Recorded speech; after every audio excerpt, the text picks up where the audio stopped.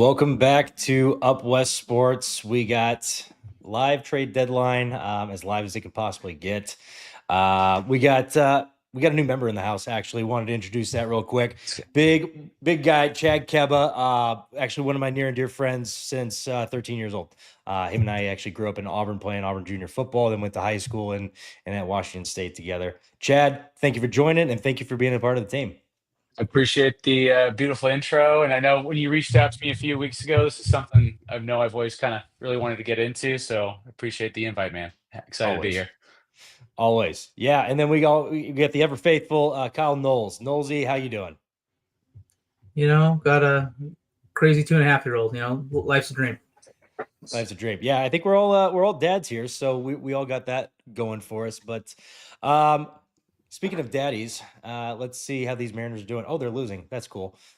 So let's talk about some of these trades that are going on here.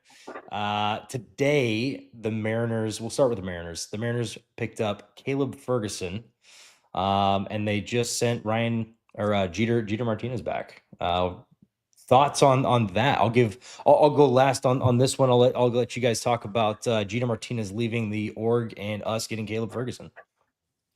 Me personally, you look at the costs on relievers during this deadline, it makes total sense. You'd hate to lose a guy like Jeter, but and especially with his upside, I think this year he's having a little bit of a down year than you expected he would. But overall, thought it was a good trade. Solidified the back of our bullpen, gives us a solid guy in the seventh inning, complements the Spear.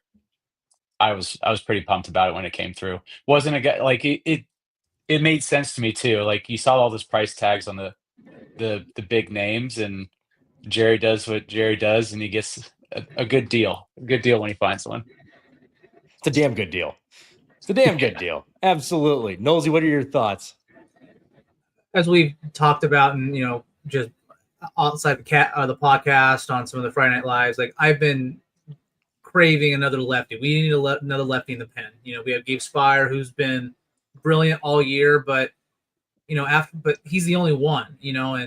And so you can't just expect him to come out, and then you're also looking at a staff of no lefties. So getting another lefty, I think, was paramount. Now, while I didn't have Ferguson on my radar, I mean, I've been a big fan of Kyle Freeland just for what he's done. Again, I think his stats look a little, I think they're inflated just because where he plays in Colorado. But I think this was a great move. We needed to get a good lefty, and he's got a good track record. He's played on some successful teams. He's been in the playoffs. I think that's at a minimum bringing guys in that have some have playoff experience. I think is going to help the rest of this team. Kind of like last year when we picked up Turner, you're getting guys that have the experience, know how to play down the stretch. Which in the last few years we've been missed by a game, missed by 2 games.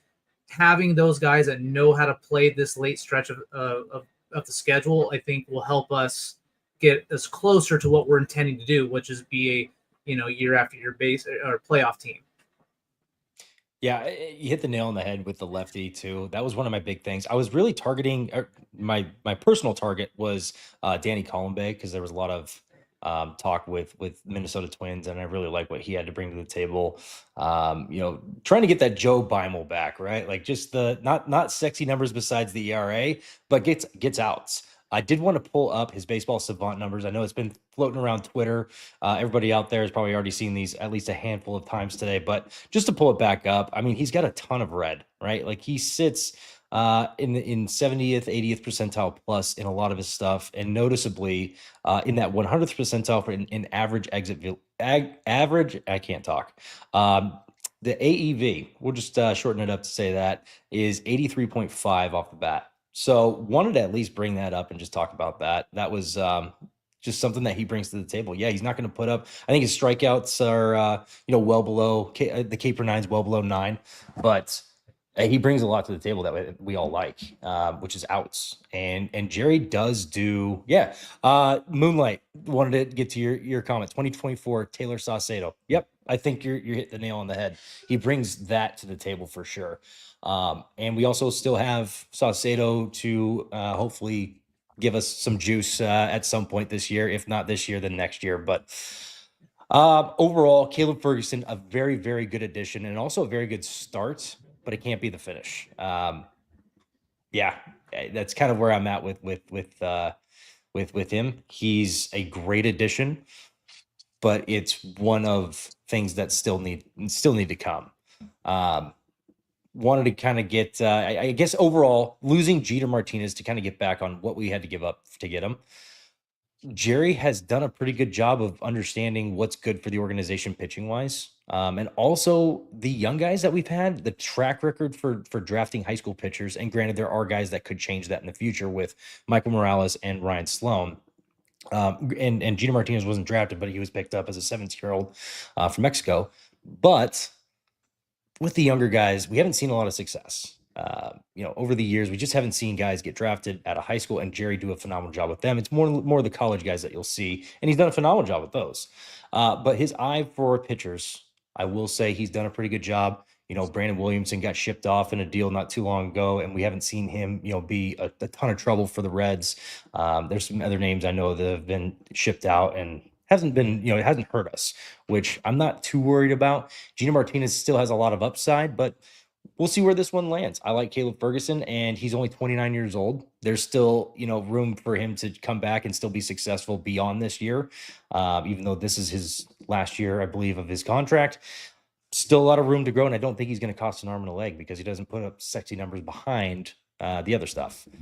So with Caleb Ferguson, that's a good start. We'll go ahead and keep moving on to just kind of around the league. The Phillies got Joan Duran, and the Twins in return got Eduardo Tate and Mick Abel, who is a Northwest guy. Mick Abel went to, I believe, is Jesuit High School in Portland. And that Jesuit High School just pumps out guys. I think Noble Meyer went there, and just a couple other big names in the past. Nelson Keljo, if you're familiar with Oregon State, he went to that high school. But Joan Duran, what are your guys' thoughts? I know the Mariners were kind of in it. What was your guys' thoughts seeing him go to the Phillies rather than to the Mariners? No, I'm not. I'll All let you right. jump on it. While I think he's an elite pitcher, I kind of look back at, and I was going to bring this in later, but there's, when is bringing in too much that ends up changing a culture of a team become almost negative? I think about the Athletics, about a decade ago with Lester, Samardzija, you're bringing in these big players. You're thinking, oh my God, this is going to bring us. We're already first place in the league. This is only going to put us further, and they end up tanking and just falling apart. And I think it can almost rub people the wrong way. I mean, we already have Munoz, right? You bring in Duran, who again is a top tier closer, and is that going to start causing issues? If Munoz blows a game, are they all of a sudden going to be like, well, maybe we should switch them? Like, to me, I think it's good for the Phillies, but I think for the Mariners, not trading for him might be actually a blessing in disguise, just because you didn't need to shore up your closer. You got Brash. You really needed to. I think you needed to figure out I would say the 6 through the 5, 6, 7 innings. You were doing pretty well in the 8, 9, and so Duran's not a 6, 7, or sorry, 5 through 7 inning guy. So to me, I'm okay with the move, and not pursuing it. No, yeah, I totally agree. And just kind of goes back to your earlier comment on, we all knew we needed a left-handed relief pitcher in that bullpen. And you start looking at all the big names that were out there. They were hard throwing righties. Like, that's great. We love that in my bullpen. I'd love to have not even have to think about 7, 8, 9. But at the same time, I hope it's a sign of what's to come.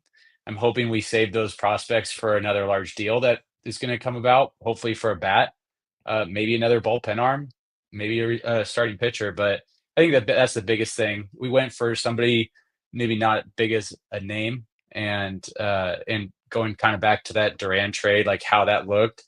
I thought it was a good trade though for the Phillies overall. Like, I didn't feel like they gave up too much. I feel like the Mariners could have easily matched that or beat that. But did we need to? I don't think so. I'm just hoping it's a sign what's to come. Yeah, I agree. I think it's a good fit with the Phillies. I think they didn't have to. They gave up a lot with Mick Abel, and then Eduardo Tate was also I know one of their better prospects as a catcher, and Kick Dirt Baseball does a phenomenal job of breaking down catchers. He broke down Eduardo Tate, and he actually does look pretty impressive behind the dish. So curious to see where that takes off for the Twins going forward and everything. But yeah, I think overall, I think it's a pretty even Steven deal. I think both teams got what they wanted out of it. And if we were to put that in terms, I know it's tough to always put the number like, oh, they traded their number 3 prospect, so that would be our number 3 prospect. It's always tough to see that because it's not exactly what the teams have in mind. So for us, are we looking at maybe is that like Sinja, who's a little bit closer than Sloan to the top, with maybe like a Michael Arroyo? Is that kind of what we're looking at, or maybe Harry Ford since he is kind of already closer to the top? Am I on par with saying that's kind of what that trade would look like for us? Yeah, I had in my head like a Harry Ford and like a Morales, a starting pitcher that could be good, maybe a few years away that matches the catcher they got. That's also a few years away. Just kind of just flipping the positions and age, but yeah, I'd say Yeah. somewhere in that. Yeah, Knowles, and what's your thoughts on Joan Duran? And were you in the camp of bringing him with to the Mariners, or did you have some other names kind of tagged up for this? I didn't, when they said he's available, he comes out. It's like great. Again, we have the hard throwing righty, so to me, I really didn't put a lot of thought into it. While again elite, I still kind of go back to a kind of a team core team kind of fluidity, and you bring a guy with a big name guy like that. Is it going to kind of start ruffling feathers? Are people going to start playing a little bit more on edge? Again, especially with a team that has been so close to the playoffs, are you going to start going with like I said, if Munoz had a bad game or 2 bad games, are you going to start? Is there going to be talk amongst the people the media to say, hey, should we actually look to flip them?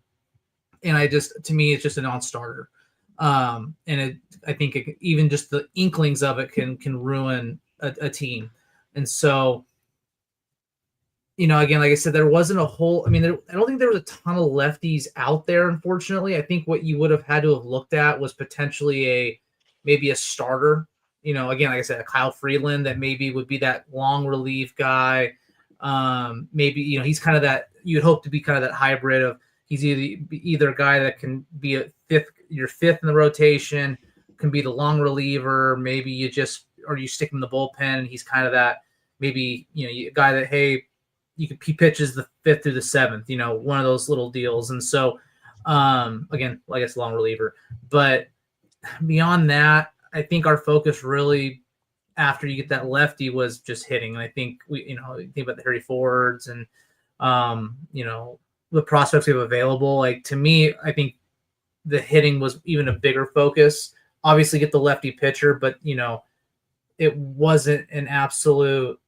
Again, like just the inventory wasn't there, and then what you see the price, what Chad said, the price for reliever is getting near what a typical starter is in the past. So, again, it's what you can get for what can you give up and what can you get for that.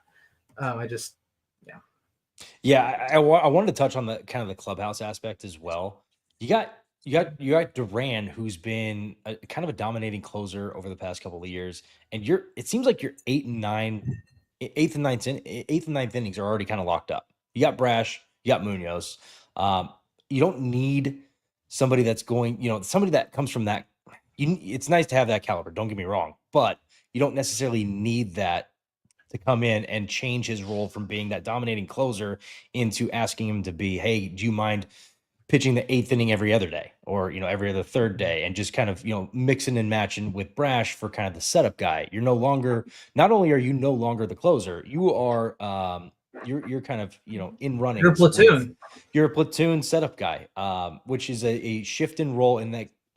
I'm not saying it will, but it could spark a little bit of ego. It could spark a little bit of, regret or whatever you want to call it. But I think for what they need, if you're going after a closer, it's somebody who is still like newly into closing or has been good but not like dominating like Duran.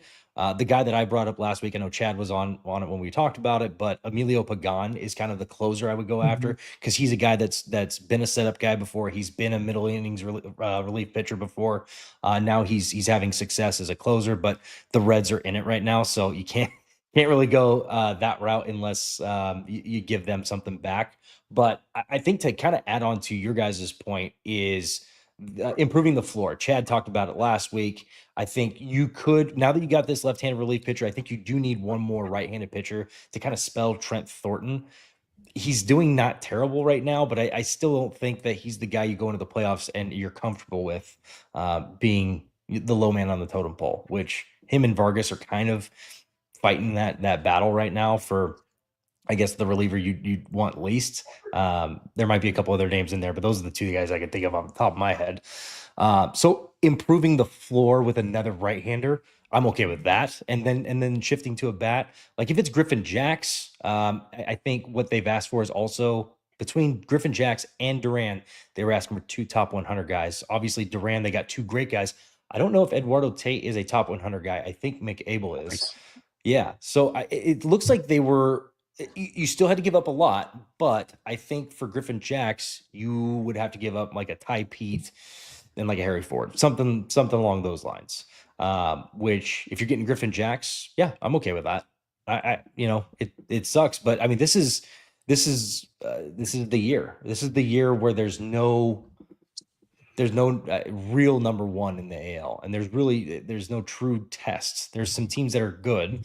The Blue Jays have kind of figured it out after we swept them in Toronto, and then Houston has been very good, but I don't know why. Like their team is depleted and they're just still good. And nothing bad happens to the Astros, I swear.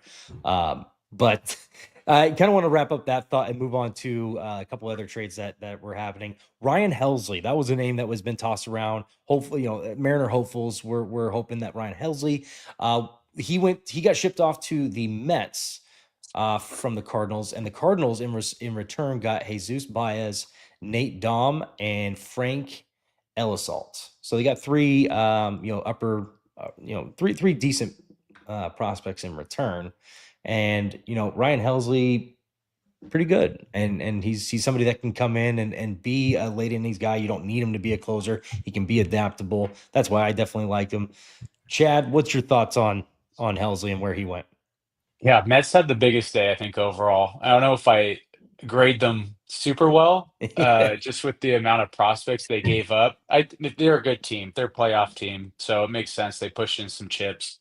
What they gave up were positions that they have guys already there. Jesus Baez going to Cardinals, I think, was the biggest piece. He could be something. I think he's 19, 20 years old, maybe. So he's still 2 or 3 years away. So you don't know what you get there. And they're getting a half-year rental for Ryan.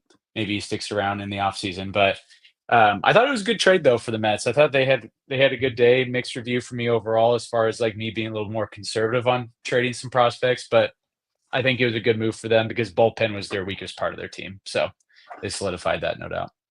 Yeah, and they also the other trade, just because we're on the Mets right now, the other trade was Tyler Rogers. So they got 2 bullpen guys. Tyler Rogers, the submariner that was coming from the Giants, and he's solid. He's actually really impressive. He's another guy I would never mind if he was a Mariner. But they got Jose Butto, however you pronounce his last name, coming back.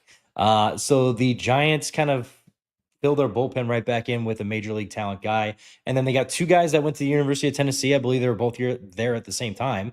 Blade Tidwell, right-handed pitcher, and Drew Gilbert. 2 bigger names for sure. I don't think they're as high on everybody's list as far as prospects go, but they're definitely good ball players. Drew Gilbert was an incredible outfielder at he slid. I think he slid a little bit last year in his prospect rankings, but this year he's turned it around. I think he's already in AAA now. So I think he could be a name where the Mets kind of look back in 2 years and this maybe was a mistake.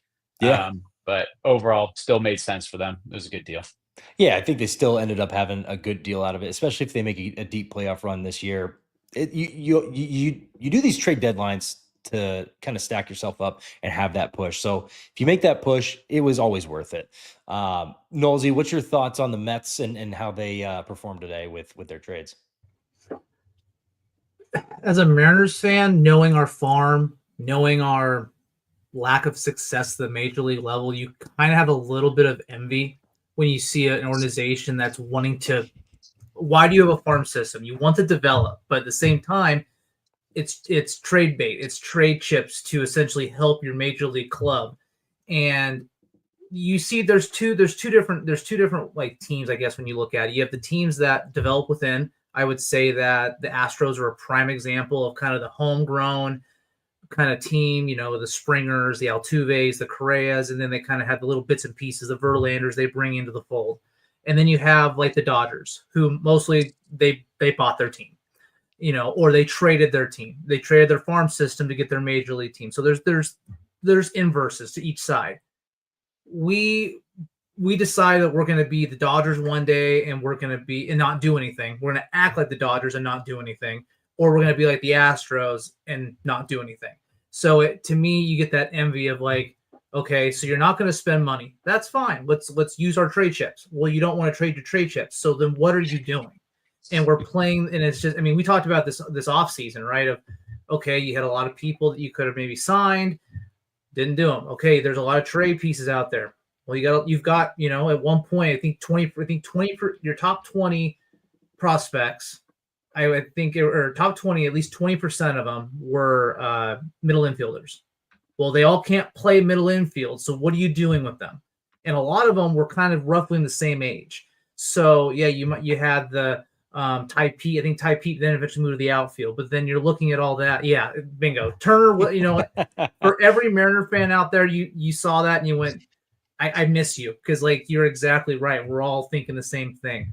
But to me, it's great for the Mets. I'm happy for you. Yeah, I think it's probably a good deal.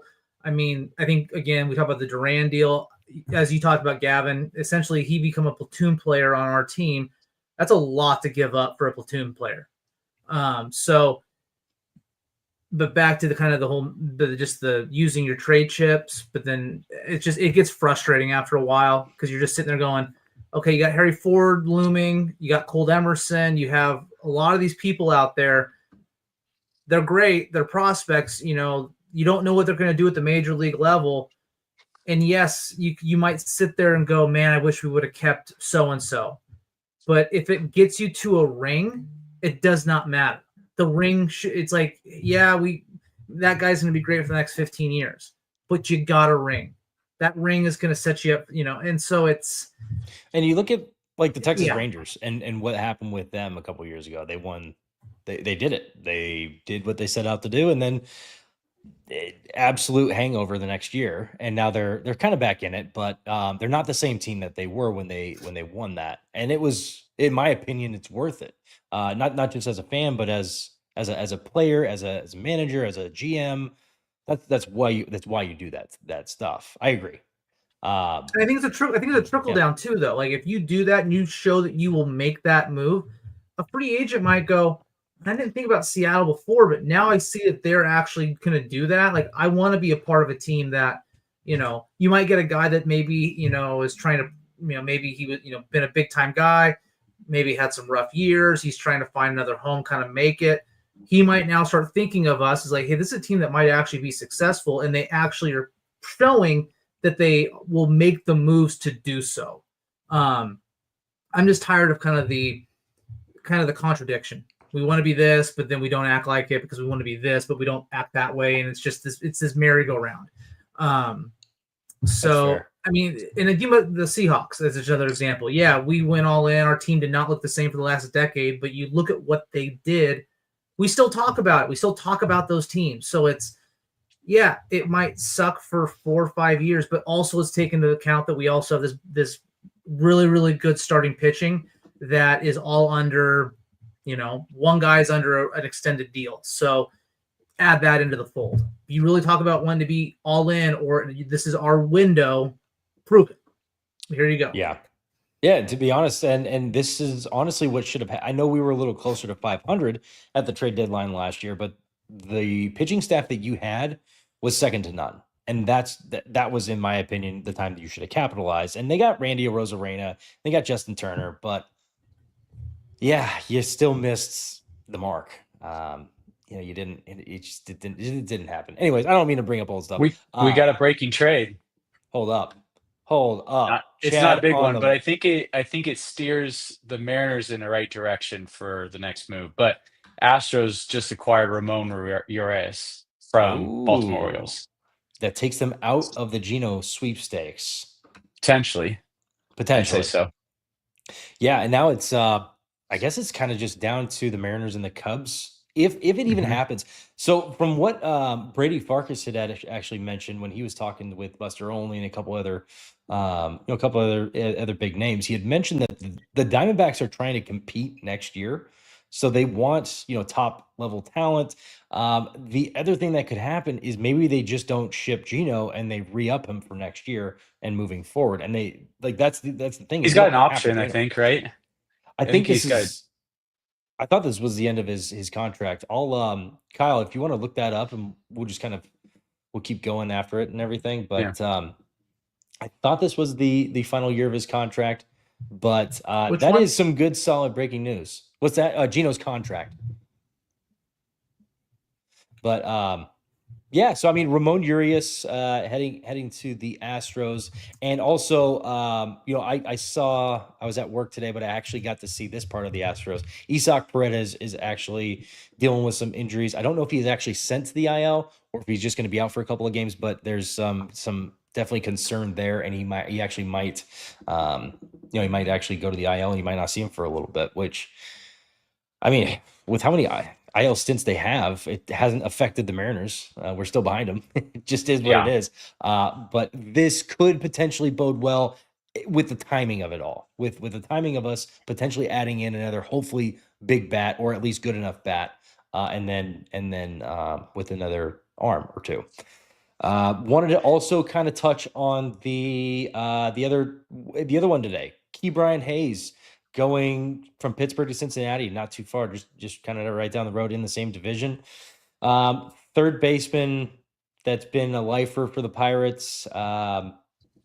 Dad's Charlie Hayes played for the Giants back in the Barry Bonds days and everything. But Key Brian Hayes, there's a lot of similarities with our own Ben Williamson. The way they play defense at just an elite level, and then their batting is just it's good, but it's not great. They'll be on base or average guys, won't strike out a ton, but they're not going to hit home runs like a third baseman should. The kickback was Sammy Stafura, which I know was a decent prospect for the Reds, and then Taylor Rogers, left-handed pitcher. Thoughts on this one? Key Brian Hayes just heading in division. I think you look at it too, like they're moving Hayes. They extended him like 2 years ago, their largest contract ever. Found that really interesting. It just kind of opens up the conversation, like what else do you want to move on Yeah, offense? And I know a left-handed bat probably doesn't make a lot of sense, and we talked about last week. Like O'Neill Cruz is just a change of scenery guy that I always look at, and like the bat's so real. I mean, I wish he could hit left-handed pitching, but he's a guy that I might give him a call and just say, "Hey, you moving any other bats?" yeah. Check it. We're just checking in. We just Yeah. we just saw the good news. Also, there was another one I missed from the Cincinnati Reds. Jeff Passan put this out, I guess, 39 minutes ago. The Cincinnati Reds are finalizing a trade to acquire right-hander Zach Littell from the Tampa Bay Rays. The deal is agreed. I'm not seeing the kickback on it. Let's see if MLB had updated on their website. I'm not seeing it there either. So looks like that one's not fully out, or if it is, I haven't seen it. But Zach Littell also heading to Cincinnati. Cincinnati's definitely going in. This is for how their season's kind of progressed, and with the NL the way it is, I was surprised to see them be kind of headhunters at the deadline. But I love it. I love that Mhm. they're kind of in it, and there's really no team off the table right now with having three wildcard teams going into the postseason. Zach Littell, former Mariner, by the way. Mhm. Knowles, wanted to get to your thoughts and opinions on Key Brian Hayes, Zach Littell, Cincinnati Reds. What are your thoughts? What are your thoughts with that? So with Littell, not a whole lot that I think on him, much of an opinion. Cabrian, I think he was a very well regarded prospect. Probably had a little bit to do with his dad. Uh, Started off kind of slow. I think his strikeout rates were pretty elusive. Always had a good glove. And then I think kind of when it mattered, he kind of showed up. The bat came around, and that's what got him his deal. Could it be that maybe they're seeing his bat kind of was that an anomaly? And so is it like, hey, we're going to cut our losses here? Um, the Pirates they themselves are an anomaly. They compete, but then they do some odd things. You've got, probably one of the best pitchers in the game. What are you doing? Yeah, it's kind of that. I got some breaking news for you. You're gonna love this. So that current trade that we were just talking about, the Reds getting Zach Littell, it will be a 3-team trade. Hello, I love it. I love it. Who else is going to be involved? Reds getting a starting pitcher. I mean, and what did it say what they're giving up yet? I guess we're No, waiting on that third team. we're still waiting on the third team, and just to see what that looks like. I could see some of the comments are saying the Jays getting De La Cruz and Camaro. Yeah, nice Yeah, try. those are good. That's not happening. Come on, MJ, you're smarter than that. The one, I mean, we talked about it prior to this, is Noel V. Marte. Yep. Yeah, I Like, want you to.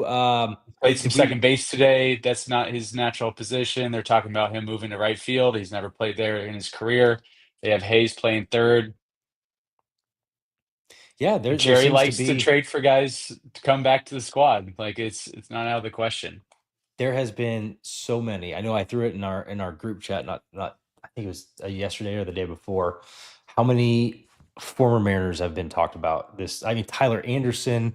The list just kind of goes on. I think there was 11 or 12 that were just being thrown around in just trades, but like most of them were also being targeted towards the Mariners. I think JP Sears was even being talked about, at least in Mariners Twitter, was being talked about coming back to the Mariners and everything. So a lot of stuff happening with former Mariners and Something to everything. keep an So eye on.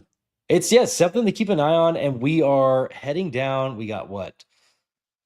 Just over 12 hours until well, yeah, no, yeah, 17, 18 hours until the trade deadline tomorrow, which I'm excited. I would imagine, because today there was some fireworks, but I wouldn't say fireworks. There wasn't like that big Randy Rosarena trade. I think tomorrow is you'll see some fireworks at 11 o'clock Eastern. I just don't think there's going to be anything happening tonight. I think if anything, it'll just be kind of Zach Littell. It'll be Key Brian Hayes. It'll be some of these guys that are good, that can be starters, but they're not going to be blockbuster deals. I don't think you're going to get any of that after 8 o'clock East or West Coast time. And then more trades from today. Let's see what we cover the Mets. So this wasn't today. I believe this was yesterday. But the Blue Jays got Sarah Anthony Dominguez for just one prospect, Warren Watts Brown, who was a pitcher from Oklahoma State, really good prospect, headed back to the Orioles. So that's a good one. There's another bullpen piece, but that's been kind of the highlight of this trade deadline. Has been very, very bullpen heavy. We haven't seen a ton of bats moved. There's one I wanted to kick it off with the guys that are still left off or still left on there, and obviously big in Mariner talks with Gino Suarez. He seems to be the biggest name bat wise. What are your guys' thoughts on Gino? Is he worth the overpay, even though he's on his last year of his contract? Just, I guess, overall in general, what are your guys' thoughts on Gino Suarez? Not even just as a Mariner, just in trades. I wish there was other options out there, personally. I think it's just more of like, I hate like giving something away and then buying it back for 10 times the price tag. sold it for. So that part always kind of bothers me. But then also, if we just look at it, what is today, like the cost on it, and compared to maybe the Astros aren't going to be bidding that up for us, and maybe it comes a little bit more reasonable. Then yeah, I'd love to have Gino back in that clubhouse. Good vibes only. 100%. I mean, he was a player that everybody loved having in the clubhouse. He's clearly loved by all the players. Like you saw at the All-Star game home run derby, him and Cal having that moment when they're kind of going in and out of the building. And so it's one of those things that I would look forward to having back. It's just I would be looking for something more up Jerry's alley. It's somebody that's controlled for more than 1 year, a little bit younger, but still can provide that that same, I think, dynamic on the lineup. Yeah, like having, because we are missing, even though we have the guy that leads in all home runs, I still think across the board we're missing home runs throughout the lineup. I think that's been a problem, and that's why I was against, the main reason why I was so much against losing Rowdy Tellez, and you kept Donovan Solano through that. That was my big thing. If Donovan Solano doesn't win you games, uh, Rowdy Tellez has the chance to win you games. And honestly, he very much helped you in his going against his former team in Toronto. When we went to Toronto and we won all three of those games, a lot of it had to do with him leaving the yard. So I'd like to see that more pronounced through the lineup. I think you're right. I think that's the one part that they're missing. But yeah, Knowlesy, what's your thoughts on Gino and just his situation? Related to the Mariners, whatever your thoughts and feelings are. Love Gino. Love what he did for us. I think he was. I would have loved to have had him last year just because of what just that clubhouse presence. Getting another year in Seattle, getting more, just more comfortable. Adding him with Rosarina and Turner, I think would have potentially could have gave us that push we needed. But you've seen the interviews from him where he talks about how much he does not want to leave. And you take a guy that got traded from here, who was a massive presence here and knew he gets traded to Arizona, and now you bring him back. I'm just not sure, where his mind's going to be or where he's going to be at. Like, yeah, am I going to really commit like I did the first time I was here? Because I didn't think from what I was doing, it was grounds to get traded for really not a lot. So why would I want to, really put my teeth into this team and really dig into it when they could just, not re-sign me going into the year, even if I do a bunch. And then Gavin, you and I talked about just, there's a little bit of a tune-up period. And I think he's a guy that would need a tune-up period, especially in Seattle. And we talk about age. I hate when I'm looking at it and he's younger than all of us. It's like, we're talking about, that's the hard part, right? And he's old. He's 33. But I have to probably agree with Chad. If there's someone a little bit younger, a little more controllable, is there another place where you can find the dingers? Because I love Ben at third. I mean, that guy right now he's a wizard with a glove. He's not a home run hitter. He's doing well. I mean, I'm not sure what we're trying to expect out of a rookie. Were we supposed the guy that's going to be 350 as opposed to batting 250? I think he's doing a good job in the back end of our lineup. Him and Cole Young together. I would love to have more firepower between one of the two positions, but especially in Seattle where the ball does not fly, having some really good defense is a pretty good trade-off. It's kind of, so at that point you don't want to just start giving up a bunch of stuff to potentially get something that's not going to be really conducive to what you're hoping you're going to get or what you're going to get out of that individual. It's a hard one for me. I mean, I guess the easiest way to look at it, though, and it's like the situation that Jerry and the Mariners are in, though, it's like you look at what's available in the market. Gino's it. Unless the guy that we would love, like a Jose Ramirez, is available, like I just highly doubt that. So I talk about O'Neal Cruz. I still think he's a guy that could play third, but you want to make a trade, and you're going to trade your prospects for an impact bat. I kind of remember like the comments Jerry made about Luis Castillo when we traded for him. He's an impact player, and we were willing to give up the prospects to do that. And I feel like that's the method he really stands by. And I think that's why you didn't see us go get that Duran today, because the cost was too high. He, I think he falls in love with his prospects a little bit, but that's all right. Well, and also, yeah, the demand for Duran. It's you want Duran, no doubt about it. But kind of like how we talked about earlier, you already have a closer, and he's a dominating No, yeah. closer. So wherever he goes, you want him in the eighth, ninth every single time he goes out. And we seem to have that kind of locked up. So the reliever that we're targeting doesn't need to be Duran, which is awesome because it opens up the door for a lot more for a lot less. Um, hmm yeah, and Gino, as much as I want him, unless the price goes down, I'm in the same boat. Yes, I would love to have him back, but there's a lot of boxes checked on the negative side of this. Like Nosey, you had said with um, he's mentioned he wants to stay in Arizona, and Arizona wants to compete. They want to be able to compete next year, and I wouldn't be surprised if they didn't get the absolute loving offer that they wanted. They just keep them, resign them, and they're competitive next year. And they just kind of go back to the drawing board. And now they have Brandon Garcia, and they got a couple other pieces from trading a couple other guys. Randall Grichuk, I think, was traded a couple days ago.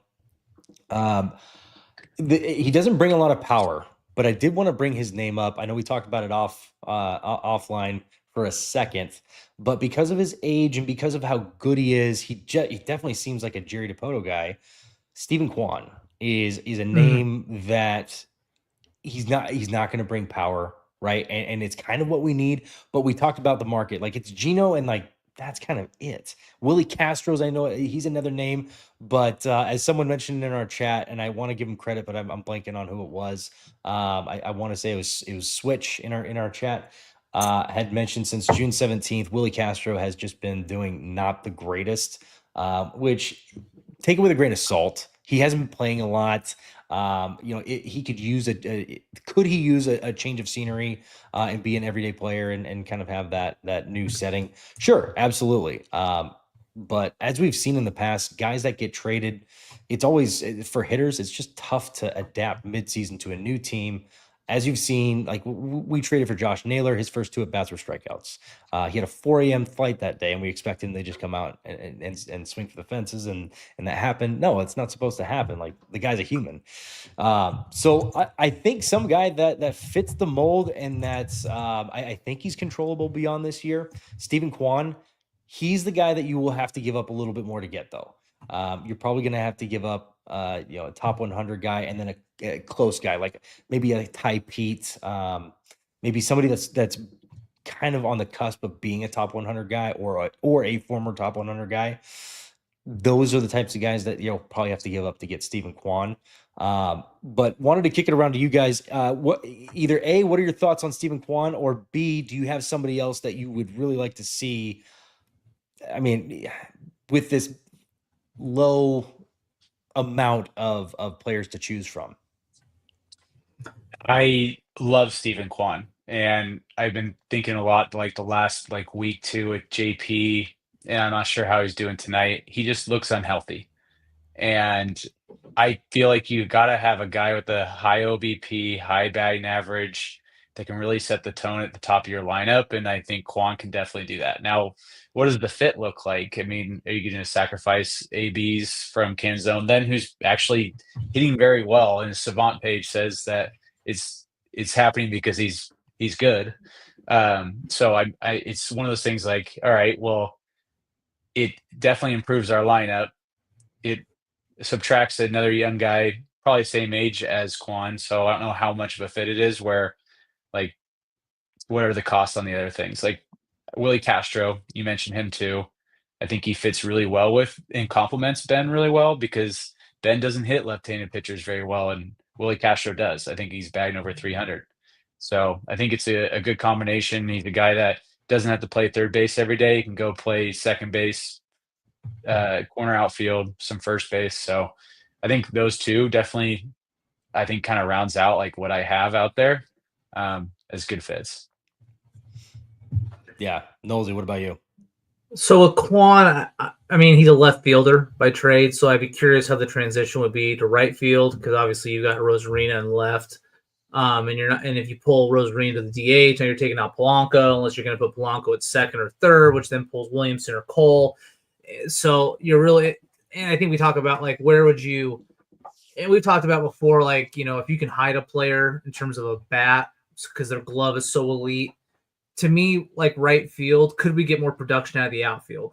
Julio, he's been kind of Julio. He's turns it on. We think, okay, he's finally going to ramp up for the second half, kind of dips.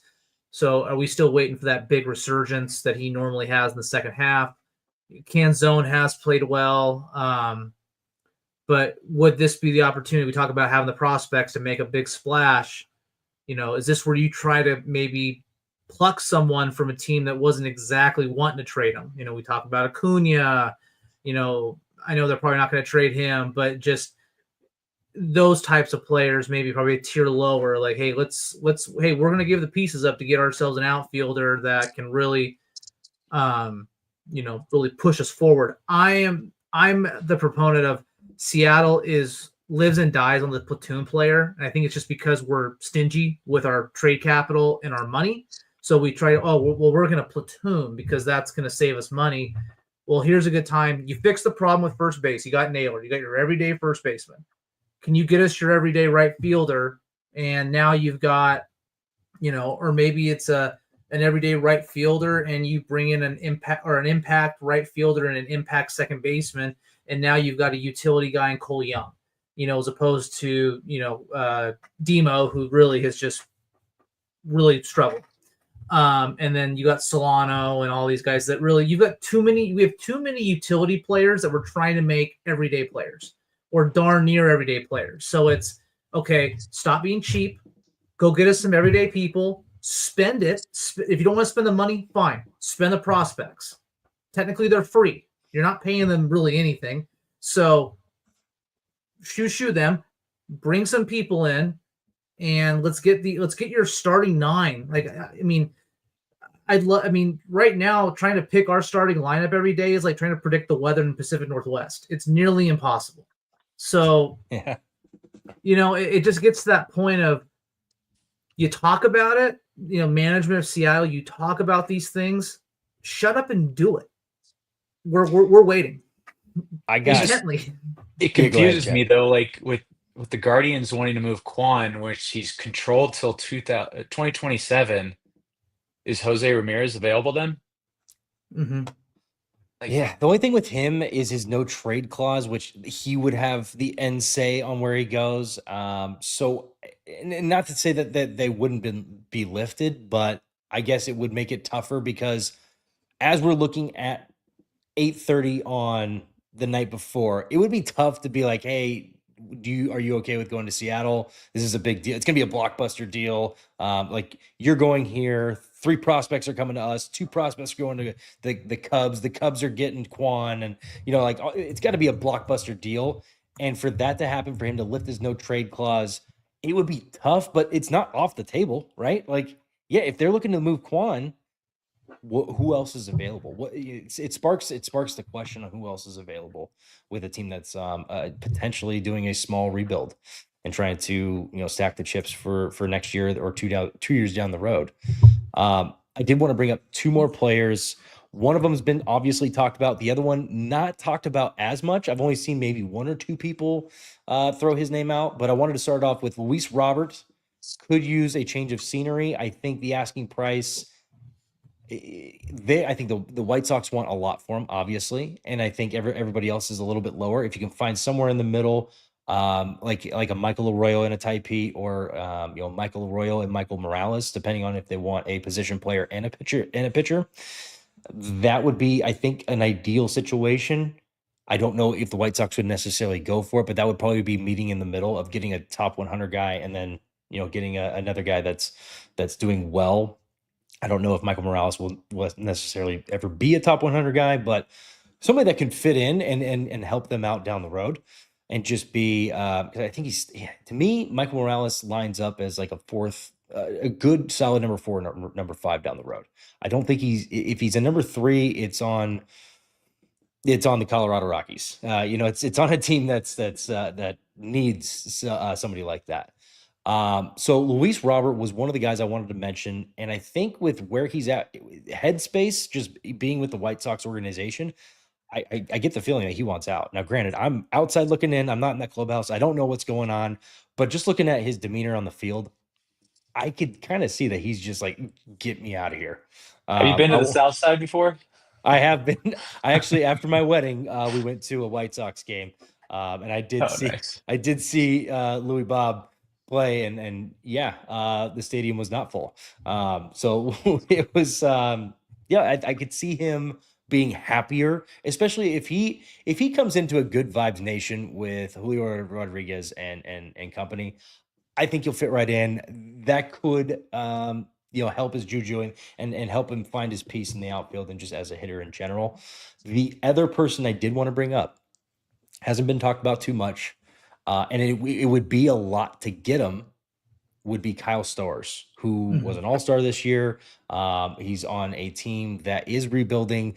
Obviously, they're looking to keep him. They wouldn't want to probably trade him since he's doing so well. But the haul they could get back for him, it would probably be a Ryan Sloan. It would probably be a Cole Emerson. It probably would be one of those guys. Plus, like a Laz Montez, who I would try to stay away from. Laz Montez and Ryan Sloan are probably the two guys I would try to stay away. They're not off the table by any means, but I'd try and stay away from trading those two guys. Just in my opinion, I think those are number one and number two on our list. But yeah, I think Kyle Stowers with where he's at, and he's 27 years old. I think he's in his first full year in the bigs. He has pre-arb next year, and then he's got his 3 years of arb, so he's controllable beyond 2029, and he broke out this year. I think that's the power that you would have to go out and get. He's not necessarily available, but he's on a team that could make him available. So that's my thought. It's my hot take. Bash me over the head. I don't care. But I like Kyle Stowers, and I think that guy could help you potentially go all the way this year. Want to get any final thoughts on trade deadline? Anything on that end? I Any agree players with you we on missed? that. I agree Yeah. with you on that deal, and I think that would be. I think you go to the Marlins and say, and again, I talk about Xavier because I like him so much, but it's like, hey, Xavier, Kyle, we'll give you, we'll give you two stud prospects. We can give you some stud major leaguers. I mean, maybe that's a Canzone, a Colt, maybe it's a Laz, and then maybe you try to finagle a Demo or Solano in there. So they're getting major league guys today, and they're getting themselves maybe a Luis Rivas, so there's some guys that can fit in today of shorts at the short position, just because Demo's not exactly an everyday shortstop, but you're getting guys that can fill in to the major league roster, and you've got some up and comers that maybe get the fast track because just of a weaker farm system, but you're getting some studs. While we're getting two guys that really we fit into our lineup. Again, that would move probably Cole Young over to the utility role, and then obviously Stowers is sitting there. Robles, whenever he does show up, well, you figure out what he's going to do if healthy. Rayleigh's on the IL, but again, it gives you an everyday right fielder and an everyday second baseman that is major league successful today. Could be. I mean, if you're going to try to go a blockbuster deal, I mean, those are two guys on a single team that might make a move that's really position yourself pretty well. Yeah. Stowers is the one I just thought of. You'd have to dig deep to get him, and you'd have to pry him off of a team that just traded for him a year ago. But it's my thought on somebody that could help you out that you would just have to dig deep for on a team that it could make sense. Yeah. But yeah, I don't hate it. I don't hate it, Gavin. You brought up Knowles, you brought up Victor Robles.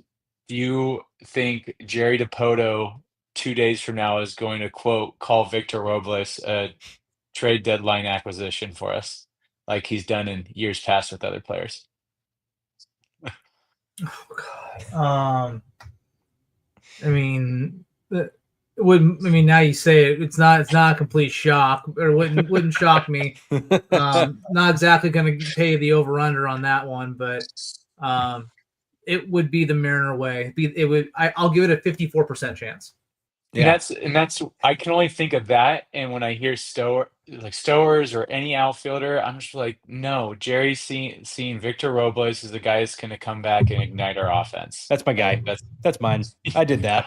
that. They extended him. What they have him for 3 more years. Oh yeah, no, And they I look at love him. waves like with prospects, and I think Montez is that next guy that they're going to fit in there in the next year. He's probably up mid next year if he keeps doing what he's doing I'd now. be So I'd be very shocked if he wasn't getting MLB I appearances. mean, if he's in Double A right now and he does well at the end of the year, he could be a guy they're talking about maybe making the team out of spring. So, Hmm. like I adding agree. a guy, and I look at our farm system where we're weak at, I just keep going back to third base. Like Yeah, Colt Emerson, maybe he can develop power and can play third base for you, but he's not ready this year. I don't think he'll be ready by midseason next year. So keep going back to third base and how can we fix it? And I feel like that's the position the Mariners are going to look at. And then my hot take is JP Crawford won't be a Mariner next year. that's And yeah. so For me, that's not a do hot you take, but I love it. do you get a guy like Brandon Donovan that can play third and second, and you scoot Cole Young to shortstop? Just a thought. And his name's been floated out there as a guy that could be available. I will say one thing on the Cole Young note.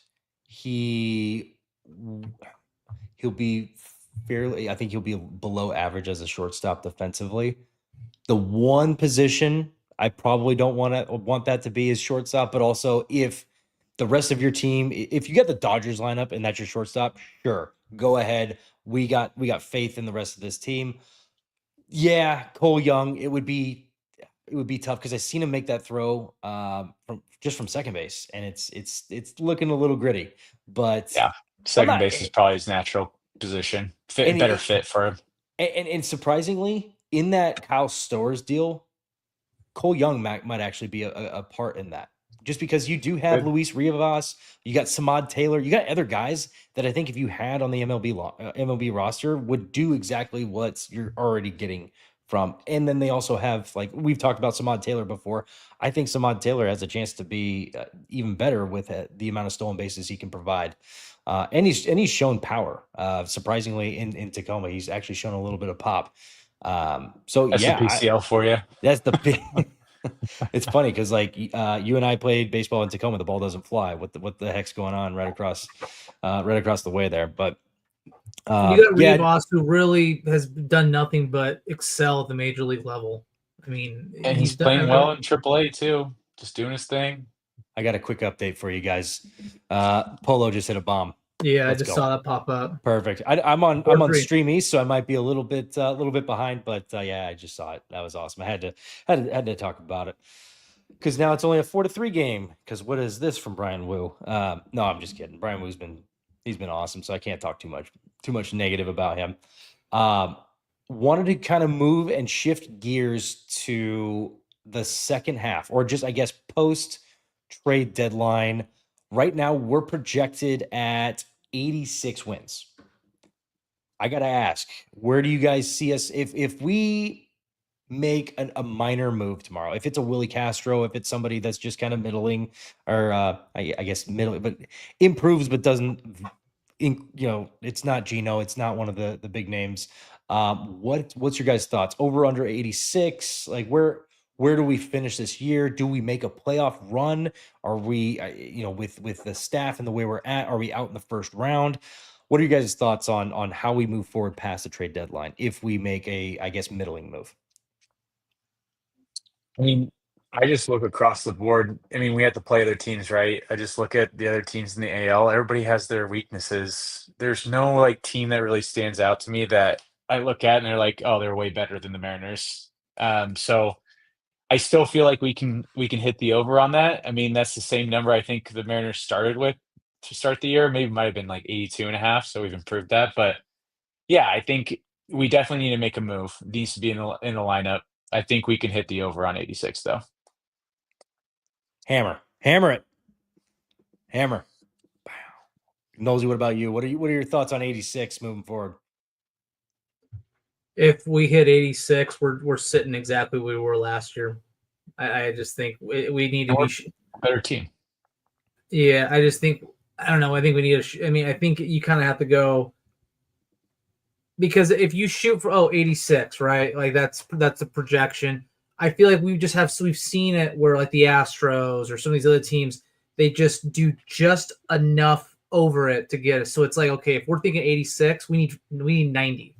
We need to give ourselves a little bit of that buffer and say, hey, whatever, because we got to have kind of those. We're going to have those slip up games. You hope that those are in the past, but unfortunately, we're the Mariners. We're going to have them come up. They will happen. So it's buffer it. You got to go 90 so you can give yourself maybe 2 games of shit, and go that route. So if we're 86, we're literally sitting where we were last year.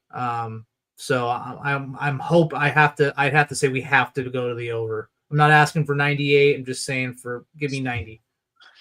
On paper, we look better though, right? I mean, it has to be over that. Well, the hard part is paper. Well, on paper, yeah, we had the same pitching staff as last year that was absolutely dominant, but unfortunately, True. paper doesn't get on the mound and have a sore elbow. So it unfortunately doesn't work out that way. But Totally true. yeah. But at the same time, you also on paper, we got Cal Raleigh. He's a pretty great receiver, up and coming bat. Well, we didn't expect what we have now, so it's kind of a two-way street on what you see on paper and what you see in the field. So yeah, I think it's the tough part because the Mariners have always been one of those teams that we look great on paper and then it does not translate. Yeah. And it's tough. I think 86 is definitely we're over 86. I'm actually going to go with Doug Baldwin here. I'm go with my favorite Seahawk. I'm gonna go with 89. I think that's where we end up, and I still think it's second place in the AL West.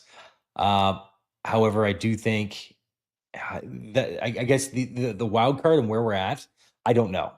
I don't know if the Red Sox catch fire or the Yankees catch fire and they all hit 92, but the division is all like 92, 91, and 87. So I don't know where we'll actually end up, but I don't think we're going to win the AL West. As honest and as unbiased as I could possibly be, of course I want to win the AL West. We haven't done that in longer than we haven't been to the when been to the postseason, but yeah, I just want to see. I just want to see them go to the postseason. Like at this point, just get us to the postseason and let's see what these guys can do. And hopefully, we make a acquisition or two before 3 o'clock in the afternoon tomorrow, and we see something cool. Yeah, I guess with that being said, it's one of those things where we are in July and August. This is traditionally the months that the Mariners go off. So I'm hoping that we catch that fire and it just explodes into September. It's the one thing that we need to see. And the one thing I forgot to add, the Mariners have the 27th hardest schedule, which means they have like the third or fourth easiest schedule. The only team that's in front of them of note is the friggin' Astros. They have the easiest schedule on the way out. So having that in the back pocket and going into these final months, yeah, I think there's a good chance that you actually hit the gas pedal and you do it right. The big thing is we have had a problem with just winning a lot of games in September when we have to win those games. And of course, we close the year out playing the Dodgers. The only thing that might spell well in that final series is if the Dodgers are up by like 4 or 5 games and they're just kind of they're just throwing their rookies out there. They're just calling guys up and just, hey, we're just getting prepared for the postseason. So maybe you can sneak by a couple wins out of that final series that pushes you into that 90+ category. But that's honestly that's the trade deadline talk. That's what we got. That's what we had to talk about and everything. That's Knowles. Hey, I did it this time. We got it the right way. That's our new guy, Chad Kebba. I'm Gavin. Just remember, life's too short. Gas up your boys. Baseball stuff! Baseball stuff!